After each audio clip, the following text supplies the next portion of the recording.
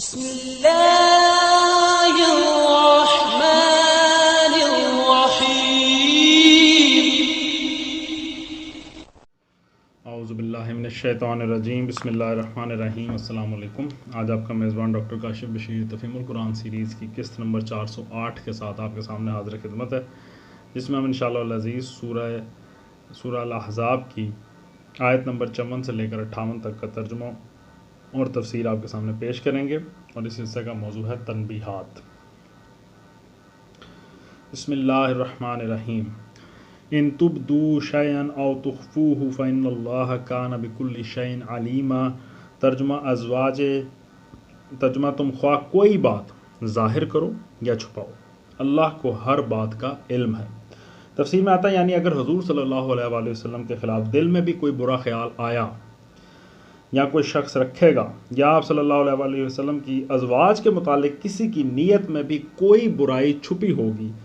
تو اللہ تعالیٰ سے وہ چھپی نہ رہے گی اور وہ اس پر سزا پائے گا۔ لا جناح علیہن فی آبائہن ولا ابنائہن ولا اخوانہن ولا ابناء اخوانہن ولا ابناء اخواتہن ولا نسائہن ولا ما ملکت ایمانہن واتقین اللہ ان اللہ کان علی کل شیء شہیدا۔ ترجمہ ازواج نبی صلی اللہ علیہ وآلہ وسلم کے لیے اس میں کوئی مضائقہ نہیں ہے کہ ان کے باپ، ان کے بیٹے، ان کے بھائی، ان کے بھتیجے، ان کے بھانجے، ان کے میل جول کی عورتیں اور ان کے مملوک گھروں میں آئیں۔ اے عورتوں، تمہیں اللہ کی نافرمانی سے پرہیز کرنا چاہیے، اللہ ہر چیز پر نگاہ رکھتا ہے۔ تفسیر میں آتا ہے کہ اس حوالے سے علامہ آلوسی کی یہ تشریح بھی قابل ذکر ہے کہ بھائیوں، بھانجوں اور بھتیجوں کے حکم میں وہ سب رشتہ دار آ جاتے ہیں جو ایک عورت کے لیے حرام ہوں، خواہ وہ نسبی رشتہ دار ہوں یا رضائی۔ اس فہرست میں چچا اور ماموں کا ذکر اس لیے نہیں کیا گیا کہ وہ عورت کے لیے بمنزلہ والدین ہیں، یا پھر ان کے ذکر کو اس لیے ساقط کر دیا گیا کہ بھانجوں اور بھتیجوں کا ذکر آ جانے کے بعد ان کے ذکر کی حاجت نہیں ہے، کیونکہ بھانجے اور بھتیجے سے پردہ نہ ہونے کی وجہ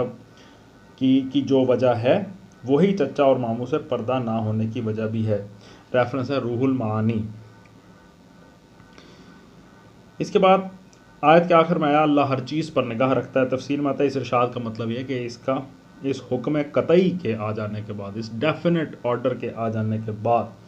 آئندہ کسی ایسے شخص کو گھروں میں بے حجاب آنے کی اجازت نہ دی جائے جو ان مستثنی رشتہ داروں کے دائرے سے باہر ہوں۔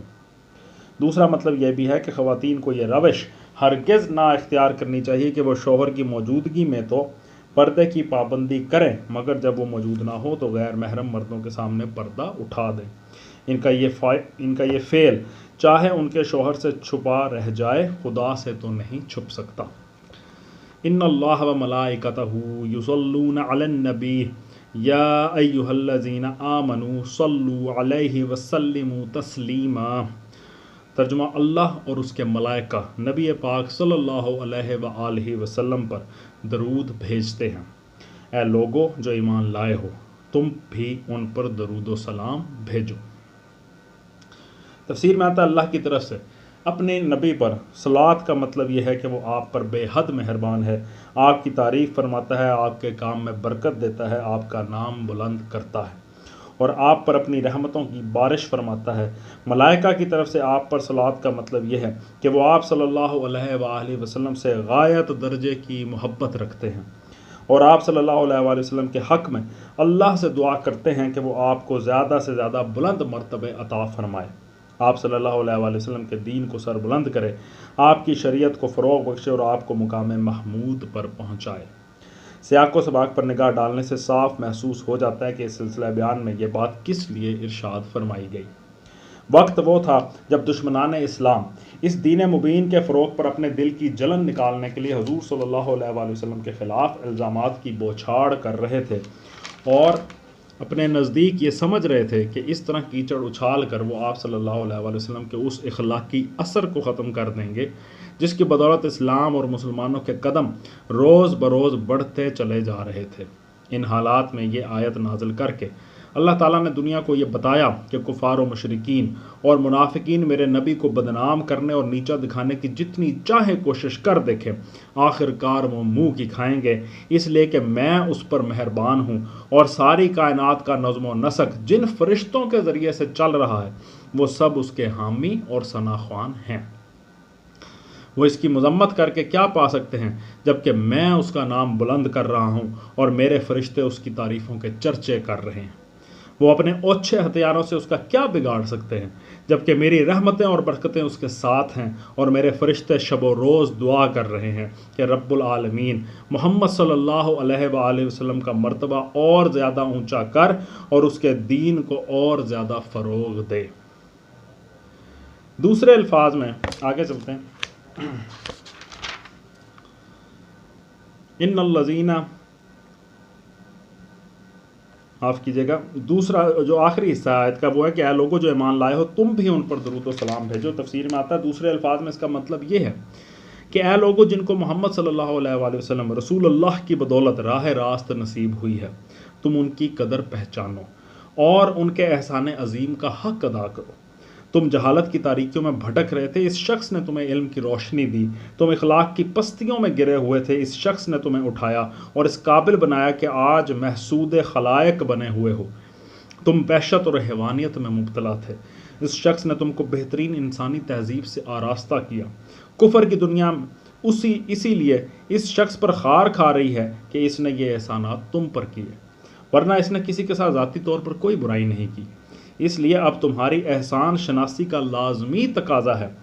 کہ جتنا بغض وہ اس خیر مجسم کے خلاف رکھتے ہیں اسی قدر بلکہ اس سے زیادہ محبت تم اس سے رکھو، جتنی وہ اس سے نفرت کرتے ہیں اتنے ہی بلکہ اس سے زیادہ تم اس کے گرویدہ ہو جاؤ، جتنی وہ اس کی مذمت کرتے ہیں اتنی ہی بلکہ اس سے زیادہ تم اس کی تعریف کرو، جتنے وہ اس کے بدخواہ ہیں اتنے ہی بلکہ اس سے زیادہ تم اس کے خیر خواہ بنو، اور اس کے حق میں وہی دعا کرو جو اللہ کے فرشتے شب و روز اس کے لیے کر رہے ہیں کہ اے رب دو جہاں، جس طرح تیرے نبی صلی اللہ علیہ وآلہ وسلم نے ہم پر بے پایاں احسانات فرمائے ہیں، تو بھی ان پر بے حد و بے حساب رحمت فرما، ان کا مرتبہ دنیا میں بھی سب سے زیادہ بلند کر اور آخرت میں بھی انہیں تمام مقربین سے بڑھ کر تقرب عطا فرما۔ اس آیت میں مسلمانوں کو دو چیزوں کا حکم دیا گیا، ایک صلو علیہ، دوسرے سلموا تسلیما۔ صلاۃ کا لفظ جب اللہ کے صلہ کے ساتھ آتا ہے تو اس کے تین معنی ہوتے ہیں، ایک کسی پر مائل ہونا، اس کی طرف محبت کے ساتھ متوجہ ہونا اور اس پر جھکنا، دوسرے کسی کی تعریف کرنا، تیسرے کسی کے حق میں دعا کرنا۔ یہ لفظ جب اللہ تعالیٰ کے لیے بولا جائے گا تو ظاہر ہے کہ تیسرے معنی میں نہیں ہو سکتا، کیونکہ اللہ کا کسی اور سے دعا کرنا قطعاً ناقابل تصور ہے، اس لیے لامحالہ وہ صرف پہلے دو معنوں میں ہوگا۔ لیکن جب یہ لفظ بندوں کے لیے بولا جائے گا، خواہ وہ فرشتے ہوں یا انسان، تو وہ تینوں معنوں میں ہوگا۔ اس میں محبت کا مفہوم بھی ہوگا، مدح و ثناء کا مفہوم بھی ہوگا اور دعائے رحمت کا مفہوم بھی۔ لہذا اہل ایمان کو نبی صلی اللہ علیہ وآلہ وسلم کے حق میں صلو علیہ کا حکم دینے کا مطلب یہ ہے کہ تم ان کے گرویدہ ہو جاؤ، ان کی مدح ثناء کرو، ان کے لیے دعا کرو۔ سلام کا لفظ بھی دو معنی رکھتا ہے، ایک ہر طرح کی آفات اور نقائص سے محفوظ رہنا جس کے لیے ہم اردو میں سلامتی کا لفظ بولتے ہیں، دوسرے صلح اور عدم مخالفت۔ پس نبی صلی اللہ علیہ وآلہ وسلم کے حق میں سلموا تسلیما کہنے کا ایک مطلب یہ ہے کہ تم ان کے حق میں کامل سلامتی کی دعا کرو، مکمل سلامتی، اور دوسرا مطلب یہ ہے کہ تم پوری طرح دل و جان سے ان کا ساتھ دو، ان کی مخالفت سے پرہیز کرو اور ان کے سچے فرما بردار بن کر رہو۔ یہ حکم جب نازل ہوا تو متعدد صحابہ رضی اللہ تعالیٰ عنہ نے رسول اللہ صلی اللہ علیہ وآلہ وسلم سے عرض کیا کہ یا رسول اللہ، اسلام کا طریقہ تو آپ ہمیں بتا چکے ہیں، یعنی نماز میں السلام علیکہ ایھا النبی ورحمۃ اللہ وبرکاتہ اور ملاقات کے وقت السلام علیکہ یا رسول اللہ کہنا، مگر آپ صلی اللہ علیہ وآلہ وسلم پر صلوات بھیجنے کا طریقہ کیا ہے؟ اس کے جواب میں حضور صلی اللہ علیہ وآلہ وسلم نے بہت سے لوگوں کو مختلف مواقع پر جو درود سکھائے ہیں وہ ہم درج ذیل میں کرتے ہیں۔ کعب بن عجرہ رضی اللہ تعالیٰ عنہ، اللہم صلی علی محمد وعلی آل محمد کما صلیت علی ابراہیم وعلی آل ابراہیم انک حمید مجید وبارک علی محمد وعلی آل محمد کما بارکت علی ابراہیم وعلی آل ابراہیم انک حمید مجید۔ یہ درود تھوڑے تھوڑے لفظی اختلافات کے ساتھ حضرت کعب بن عجرہ رضی اللہ تعالیٰ عنہ سے بخاری، مسلم، ابو داؤد، ترمذی، نسائی، ابن ماجہ، امام احمد رحمۃ اللہ علیہ، ابن ابی شیبہ، عبد الرزاق، ابن ابی حاتم اور ابن جریر نے روایت کیا ہے۔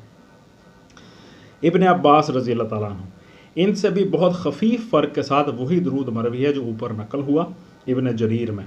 ابو حمید ساعدی رضی اللہ تعالیٰ عنہ، اللہم صلی علی محمد وازواجہ وذریتہ کما صلیت علی ابراہیم وبارک علی محمد وازواجہ وذریتہ کما بارکت علی آل ابراہیم انک حمید مجید۔ مالک، احمد، بخاری، مسلم، نسائی، ابو داؤد اور ابن ماجہ میں یہ درود شریف اسی روایت سے آیا ہے۔ ابو مسعود بدری رضی اللہ تعالیٰ عنہ، اللہم صلی علی محمد وعلی آل محمد کما صلیت علی ابراہیم وعلی آل ابراہیم وبارک علی محمد وعلی آل محمد کما بارکت علی ابراہیم فی العالمین انک حمید مجید۔ مالک، مسلم، ابو داؤد، ترمذی، نسائی، احمد، ابن جریر، ابن حبان اور حاکم، ان تمام کتابوں میں یہ روایت آئی ہے۔ ابو سعید خدری رضی اللہ تعالیٰ عنہ، اللہم صلی علی محمد عبدک و رسولک کما صلیت علی ابراہیم وبارک علی محمد وعلی آل محمد کما بارکت علی ابراہیم۔ احمد، بخاری، نسائی، ابن ماجہ۔ اس طرح مختلف کتابوں کے یہاں پہ آیا اور یہ تمام درود الفاظ کے اختلاف کے باوجود معنی میں متفق ہیں۔ ان کے اندر چند اہم نکات ہیں جنہیں اچھی طرح سمجھ لینا چاہیے۔ اولاً سب سے پہلی بات، ان سب میں حضور صلی اللہ علیہ وآلہ وسلم نے مسلمانوں سے فرمایا ہے کہ مجھ پر درود بھیجنے کا بہترین طریقہ یہ ہے کہ تم اللہ تعالیٰ سے دعا کرو کہ اے خدا تو محمد صلی اللہ علیہ وآلہ وسلم پر درود بھیج۔ نادان لوگ جنہیں معنی کا شعور نہیں ہے اس پر فوراً یہ اعتراض جڑ دیتے ہیں کہ یہ تو عجیب بات ہوئی، اللہ تعالیٰ تو ہم سے فرما رہا ہے کہ تم میرے نبی پر درود بھیجو، مگر ہم الٹا اللہ سے کہتے ہیں کہ تو درود بھیج۔ حالانکہ دراصل اس طرح نبی صلی اللہ علیہ وآلہ وسلم نے لوگوں کو یہ بتایا ہے کہ تم مجھ پر صلوات کا حق ادا کرنا چاہو بھی تو نہیں کر سکتے، اس لیے اللہ ہی سے دعا کرو کہ وہ مجھ پر صلوات فرمائے۔ ظاہر بات ہے کہ ہم حضور صلی اللہ علیہ وآلہ وسلم کے مراتب بلند نہیں کر سکتے، اللہ ہی بلند کر سکتا ہے، اور ہم حضور کے احسانات کا بدلہ بھی نہیں دے سکتے، اللہ ہی ان کا اجر دے سکتا ہے۔ ہم حضور صلی اللہ علیہ وآلہ وسلم کے حوالے سے آپ صلی اللہ علیہ وآلہ وسلم کے دین کو فروغ دینے کے لیے خواہ کتنی ہی کوشش کریں، اللہ کے فضل اور اس کی توفیق و تائید کے بغیر اس میں کوئی کامیابی نہیں ہو سکتی، ہم ایون حصہ بھی نہیں ڈال سکتے۔ حتیٰ کہ حضور صلی اللہ علیہ وآلہ وسلم کی محبت و عقیدت بھی ہمارے دل میں اللہ ہی کی مدد سے جاگزیں ہو سکتی ہے، ورنہ شیطان نہ معلوم کتنے وسوسے ڈالتا ہے کہ سارے ٹائم اسی کام میں لگا رہتا ہے، ہمیں آپ صلی اللہ علیہ وآلہ وسلم سے منحرف کر سکتا ہے۔ لہذا حضور پاک صلی اللہ علیہ وآلہ وسلم پر صلوات کا حق ادا کرنے کی کوئی صورت اس کے سوا نہیں ہے کہ اللہ سے آپ پر صلوات کی دعا کی جائے۔ جو شخص اللہم صلی اللہ محمد کہتا ہے وہ گویا اللہ کے حضور اپنے عجز کا اعتراف کرتا ہے، اپنی عاجزی سامنے رکھتا ہے، عرض کرتا ہے کہ خدایا تیرے نبی پر صلوات کا جو حق ہے اسے ادا کرنا میرے بس میں نہیں ہے، تو ہی میری طرف سے اس کو ادا کر اور مجھ سے اس کے ادا کرنے میں جو خدمت چاہے لے لے۔ دوسری بات، حضور صلی اللہ علیہ وآلہ وسلم کی شان کرم نے یہ گوارا نہ فرمایا کہ تنہا اپنی ہی ذات کو اس دعا کے لیے مخصوص فرما لیں، بلکہ اپنے ساتھ اپنی آل، ازواج، ذریت کو بھی آپ صلی اللہ علیہ وآلہ وسلم نے شامل کر لیا۔ ازواج اور ذریت کے معنی تو ظاہر ہیں، رہا آل کا لفظ تو وہ محض حضور صلی اللہ علیہ وآلہ وسلم کے خاندان والوں کے لیے مخصوص نہیں ہے، بلکہ اس میں وہ سب لوگ آ جاتے ہیں جو آپ صلی اللہ علیہ وآلہ وسلم کے پیرو ہوں اور آپ صلی اللہ علیہ وآلہ وسلم کے طریقے پر چلیں۔ عربی لغت کی روح سے آل اور اہل میں فرق ہے، یہ ہے کہ کسی شخص کی آل وہ سب لوگ سمجھے جاتے ہیں جو اس کے ساتھی، مددگار اور متبع ہوں، خواہ وہ اس کے رشتہ دار ہوں یا نہ ہوں، اور کسی شخص کے اہل وہ سب لوگ کہے جاتے ہیں جو اس کے رشتہ دار ہوں، خواہ وہ اس کے ساتھی اور متبع ہوں یا نہ ہوں۔ قرآن مجید میں 14 مقامات پر آل فرعون کا لفظ استعمال ہوا ہے، اور ان میں سے کسی جگہ بھی آل سے مراد محض فرعون کے خاندان والے نہیں ہیں، بلکہ وہ سب لوگ ہیں جو حضرت موسیٰ علیہ السلام کے مقابلے میں اس کے ساتھی تھے۔ مثال کے طور پر سورہ بقرہ کی آیت نمبر 49-50، آل عمران کی آیت نمبر 11، سورہ الاعراف کی آیت نمبر 130، سورہ مومن کی آیت نمبر 46۔ پس آل محمد صلی اللہ علیہ وآلہ وسلم سے ہر وہ شخص خارج ہے جو محمد صلی اللہ علیہ وآلہ وسلم کے طریقے پر نہ ہو، خواہ وہ خاندان رسالت ہی کا ایک فرد ہو، اور اس میں ہر وہ شخص داخل ہے جو حضور صلی اللہ علیہ وآلہ وسلم کے نقش قدم پر چلتا ہو، خواہ وہ حضور سے کوئی دور کا بھی نسبی تعلق نہ رکھتا ہو۔ البتہ خاندان رسالت کے وہ افراد بدرجہ اولا آل محمد صلی اللہ علیہ وآلہ وسلم ہیں جو آپ صلی اللہ علیہ وسلم سے نسبی تعلق بھی رکھتے ہیں اور آپ صلی اللہ علیہ وسلم کے پیرو بھی ہیں، یعنی ان کی جو فضیلت ہے، ان کا جو رتبہ ہے، ان کے مطابق مولانا ابوالعلا مودودی صاحب کے مطابق ان کا رتبہ باقی سب سے اونچا ہے۔ بہرحال یہ آل والا معاملہ خاصا جو ہے یہ سینسٹیو ہے، اس بارے میں آپ اپنی تحقیق خود بھی کریں، اور یہاں پہ جو بات دی گئی ہے یہ ان کا موقف ہے۔ تیسری بات کیا بتائی گئی، کیا پہلو ہے، ہر درود جو حضور صلی اللہ علیہ وسلم نے سکھایا اس میں یہ بات ضرور شامل ہے کہ آپ پر ویسی ہی مہربانی فرمائی جائے جیسی حضرت ابراہیم علیہ السلام پر فرمائی گئی اور آل ابراہیم علیہ السلام پر فرمائی گئی۔ اس مضمون کو سمجھنے میں لوگوں کو بڑی مشکل پیش آئی ہے۔ اس کی مختلف تعویلیں علماء نے کی ہیں، مگر کوئی تعویل دل کو نہیں لگتی۔ میرے نزدیک یعنی آتھر کے نزدیک، لکھنے والے کے نزدیک صحیح تعویل یہ ہے، والعلم عند اللہ ساتھ میں لکھا ہے، یعنی اللہ کے نزدیک سب سے بہترین عالم، سب سے بہترین علم رکھنے والا اللہ تعالیٰ ہے۔ ان کی اپنی تعویل، اپنی ڈسکشن کیا ہے کہ اللہ تعالیٰ نے حضرت ابراہیم علیہ السلام پر ایک خاص کرم فرمایا ہے جو آج تک کسی پر نہیں فرمایا، اور وہ یہ ہے کہ تمام وہ انسان جو نبوت اور وحی اور کتاب کو ماخذ ہدایت مانتے ہیں وہ حضرت ابراہیم علیہ السلام کی پیشوائی پر متفق ہیں۔ یعنی حضرت ابراہیم علیہ السلام کی جو نبوت ہے آؤٹ آف اینی، مطلب اس میں کوئی کنٹروورسی ہے ہی نہیں۔ جتنے بھی آپ ابھی بھی آپ بات کر لیں، جتنے اہل کتاب ہیں حضرت ابراہیم علیہ السلام کی پیشوائی پر متفق ہیں، خواہ وہ مسلمان ہوں، عیسائی ہوں یا یہودی۔ لہذا نبی صلی اللہ علیہ وآلہ وسلم کا ارشاد کا منشا یہ ہے کہ جس طرح حضرت ابراہیم علیہ السلام کو اللہ تعالیٰ نے تمام انبیاء کے پیرووں کا مرجع بنایا ہے، اسی طرح مجھے بھی بنا دے، اور کوئی ایسا شخص جو نبوت کا ماننے والا ہو میری نبوت پر ایمان لانے سے محروم نہ رہ جائے۔ یہ امر کہ حضور صلی اللہ علیہ وآلہ وسلم پر درود بھیجنا سنت اسلام ہے، جب آپ کا نام آئے اس کا پڑھنا مستحب ہے، اور خصوصاً نماز میں اس کا پڑھنا مسنون ہے۔ اس پر تمام اہل علم کا اتفاق ہے۔ اس امر پر بھی اجماع ہے کہ عمر میں ایک مرتبہ حضور صلی اللہ علیہ وآلہ وسلم پر درود بھیجنا فرض ہے، کیونکہ اللہ تعالیٰ نے صاف الفاظ میں اس کا حکم دے دیا، قرآن مجید میں اس کا حکم آ گیا۔ لیکن اس کے بعد درود کے مسئلے میں علماء کے درمیان اختلاف پایا جاتا ہے۔ امام شافعی رحمۃ اللہ علیہ اس بات کے قائل ہیں کہ نماز میں آخری مرتبہ جب آدمی تشہد پڑھتا ہے اس میں صلاۃ علی النبی پڑھنا فرض ہے، اگر کوئی شخص نہ پڑھے گا تو نماز نہیں ہوگی۔ صحابہ رضی اللہ تعالیٰ عنہم میں سے ابن مسعود، ابو مسعود انصاری، ابن عمر اور جابر بن عبداللہ رضی اللہ تعالیٰ عنہم، تابعین میں سے شعبی، امام محمد باقر، محمد بن کعب کرزی اور مقاتل بن حیان، اور فقہاء میں سے اسحاق بن راہویہ کا بھی یہی مسلک تھا، اور آخر میں امام احمد بن حنبل رحمۃ اللہ علیہ نے بھی اسی کو اختیار کیا۔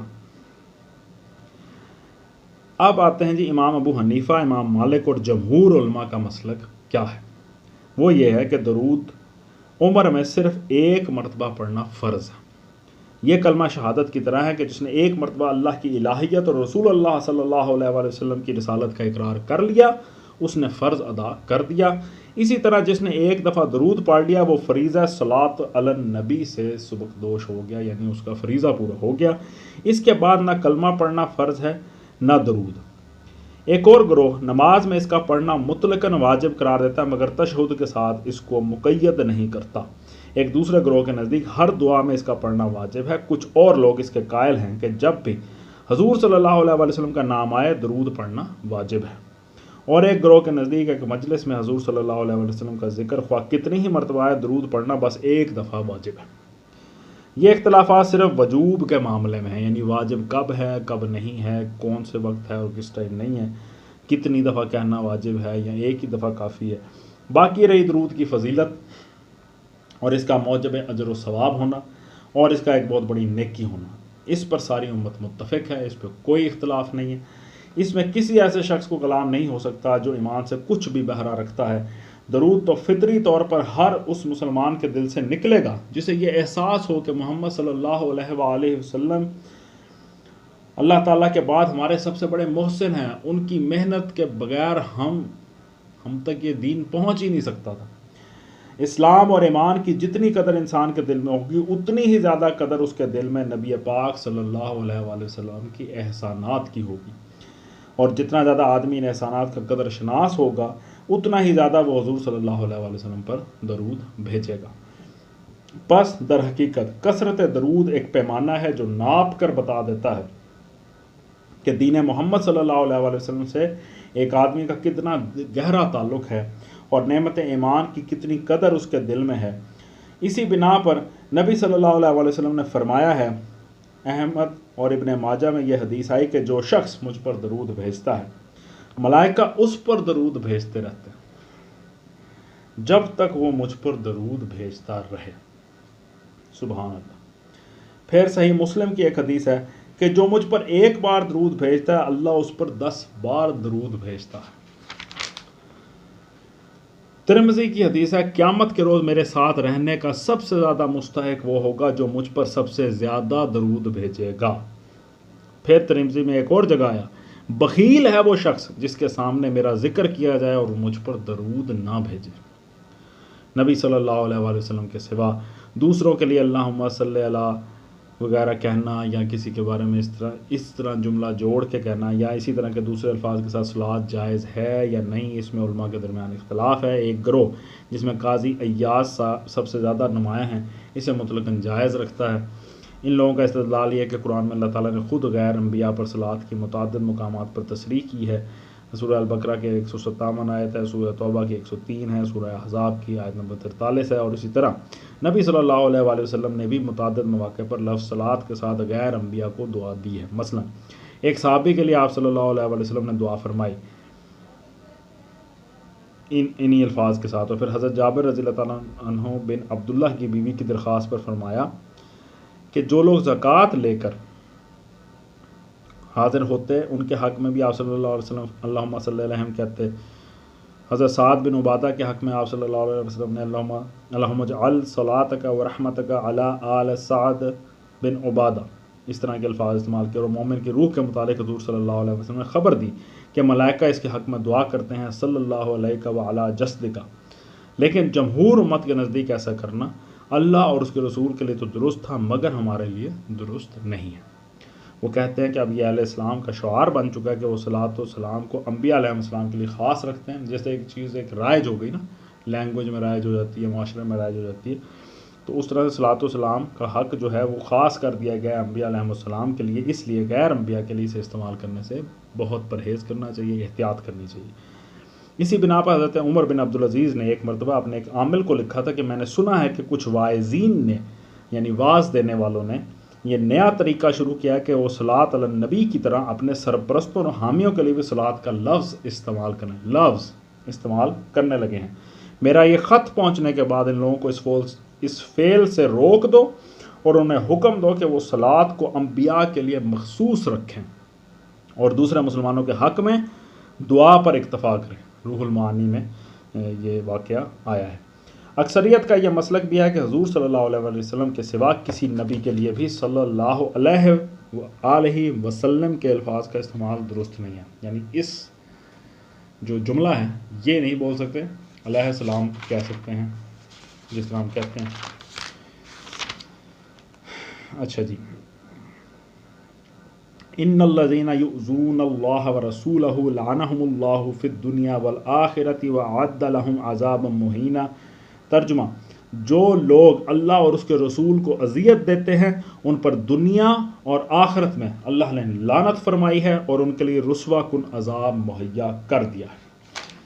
تفسیر میں آتا ہے اللہ کو اذیت دینے سے مراد دو چیزیں ہیں، ایک یہ کہ اس کی نافرمانی کی جائے، اس کے مقابلے میں کفر و شرک اور دہریت کا رویہ اختیار کیا جائے اور اس کے حرام کو حلال کر لیا جائے۔ دوسرے یہ کہ اس کے رسول کو اذیت دی جائے، کیونکہ جس طرح رسول کی اطاعت خدا کی اطاعت ہے اسی طرح رسول پر تان خدا پر تان ہے، رسول کی مخالفت خدا کی مخالفت ہے اور رسول کی نافرمانی خدا کی نافرمانی ہے۔ والذین یؤذون المؤمنین والمؤمنات بغیر ما اکتسبوا فقد احتملوا بہتانا واثما مبینا۔ ترجمہ، اور جو لوگ مومن مردوں اور عورتوں کو بے قصور اذیت دیتے ہیں انہوں نے ایک بڑے بہتان اور صریح گناہ کا وبال اپنے سر لے لیا۔ تفسیر میں آتا ہے یہ آیت بہتان کی تعریف متعین کر دیتی ہے۔ بہتان کیا ہوتا ہے بتا دیا گیا اس آیت میں، یعنی جو عیب آدمی میں نہ ہو، ایسی برائی جو اس میں نہیں ہے، جو قصور اس نے نہیں کیا ہے، اس کی طرف منسوب کر دیا جائے، یہ بہتان ہے۔ نبی صلی اللہ علیہ وآلہ وسلم نے بھی اس کی تصریح فرمائی ہے۔ ابو داؤد اور ترمذی کی روایت ہے کہ حضور صلی اللہ علیہ وآلہ وسلم سے پوچھا گیا کہ غیبت کیا ہے؟ فرمایا تیرا اپنے بھائی کا ذکر اس طرح کرنا جو اسے ناگوار ہو۔ عرض کیا گیا اور اگر میرے بھائی میں وہ عیب موجود ہو، اگر اس میں وہ عیب موجود ہے جو تو نے بیان کیا تو تو نے اس کی غیبت کی، اور اگر وہ اس میں نہیں ہے تو تو نے اس پر بہتان لگایا۔ یہ فعل صرف ایک اخلاقی گناہ ہی نہیں ہے جس کی سزا آخرت میں ملنے والی ہو، بلکہ اس آیت کا تقاضا یہ ہے کہ اسلامی ریاست کے قانون میں بھی جھوٹے الزامات لگانے کو جرم مستلزم سزا قرار دیا جائے۔ صدق اللہ العلی العظیم۔ الحمدللہ، آج ہم نے سورہ الاحزاب کی آیت نمبر 58 تک کا ترجمہ اور تفسیر آپ کے سامنے پیش کیا۔ اللہ تعالیٰ سے دعا ہے کہ اللہ تعالیٰ ہماری اس کوشش کو قبول فرمائے اور ہمیں زیادہ سے زیادہ درود شریف پڑھنے، اس کو اپنی عادت بنا لینے کی توفیق عطا فرمائے۔ یہ بہت بہترین عمل ہے، بہت بہترین عمل ہے اور اس کی بڑی برکتیں ہیں۔ اللہ تعالیٰ ہمیں زیادہ سے زیادہ اس سے فائدہ اٹھانے کی توفیق عطا فرمائے۔ اسی دعا کے ساتھ آپ سے اجازت چاہیں گے۔ اپنا بہت خیال رکھیں۔ آپ لوگوں کا بہت بہت شکریہ۔ اللہ حافظ۔